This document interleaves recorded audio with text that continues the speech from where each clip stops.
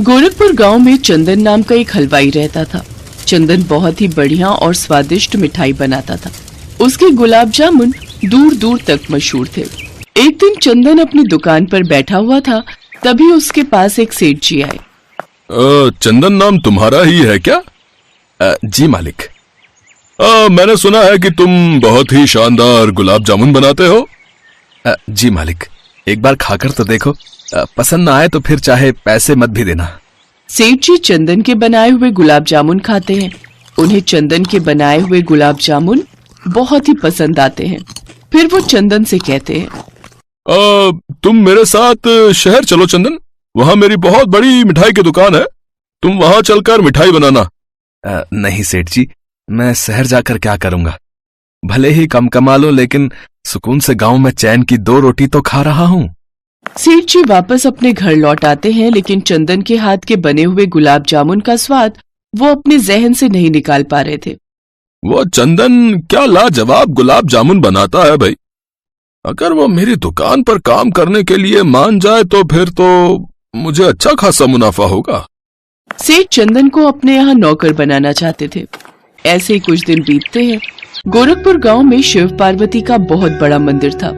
एक रोज उस मंदिर में गांव का मुखिया भंडारा करवाता है, जिसमें चंदन सबसे पहले भगवान शिव और माँ पार्वती को अपने हाथ के बने गुलाब जामुन का भोग लगाता है। भंडारे के 2 दिन बाद, बेटा, बूढ़े बुढ़िया ने भंडारे में तुम्हारे हाथ के बने गुलाब जामुन खाए थे, बहुत ही अच्छे थे। पेट भर गया था लेकिन मन नहीं भरा था। हाँ बेटा, और हमें अभी भी तुम्हारे हाथ के उन गुलाब जामुनों को खाने की इच्छा हो रही है, मगर क्या अम्मा? बेटा, हमारे पास पैसे नहीं है, तुम अगर मुफ्त में दे देते तो। हाँ, आप बैठो अम्मा, मैं अभी आपके लिए गुलाब जामुन लाता हूँ। अच्छा। चंदन उन्हें 4 गुलाब जामुन लाकर दे देता है। वो दोनों गुलाब जामुन खाकर बहुत खुश होते हैं। बेटा, तुम्हारा बहुत बहुत शुक्रिया। भगवान शिव और माँ पार्वती की कृपा तुम पर सदा बनी रहे। ऐसे ही कुछ दिन बीत गए।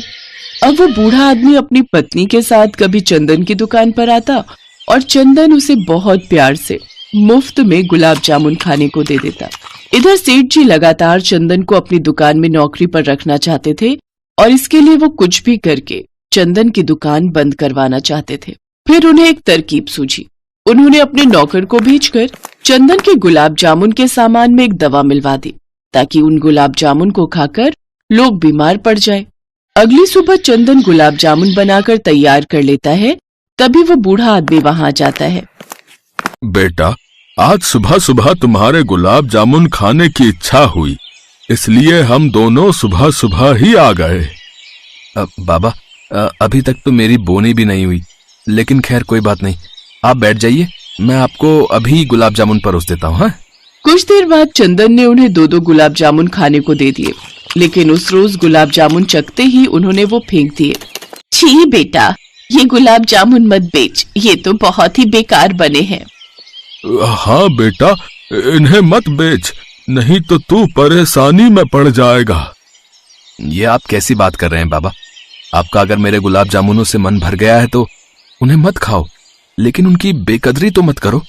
मुफ्त का है, इसका मतलब इसे ऐसे ही फेंकोगे क्या? तभी वहाँ सेठ जी भागते हुए आते हैं।